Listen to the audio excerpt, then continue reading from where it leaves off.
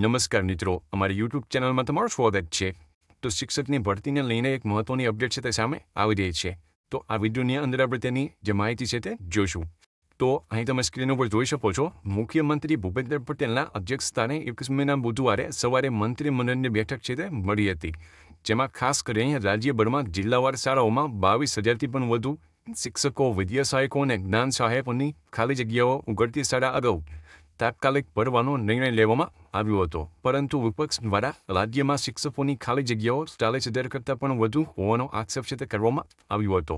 તો આવી પરિસ્થિતિમાં હવે મુખ્યમંત્રીએ મંત્રીમંડળની બેઠકમાં જૂન 2025માં શાળાઓ ખોલવાની શરૂઆત થાય કે પહેલાં એટલે કે અત્યારથી જ શિક્ષકોની ખાલી જગ્યાઓને જિલ્લા, તાલુકા, શહેરવાર વિગતો મેળવીને આ ખાલી જગ્યાઓ ભરવા અંગે શિક્ષણ મંત્રી અને તેમના વિભાગના ઉચ્ચ અધિકારીઓને ખાસ આદેશ છે તે આપ્યો છે. તો આ ભરતી પ્રક્રિયામાં કઈ પેટર્નમાં કોને પ્રાથમિકતામાં આપવી તે બાબતે પણ શિક્ષણ વિભાગને સૂચના છે તે આપવામાં આવી છે. તો આ હતી મિત્રો આજની અપડેટ.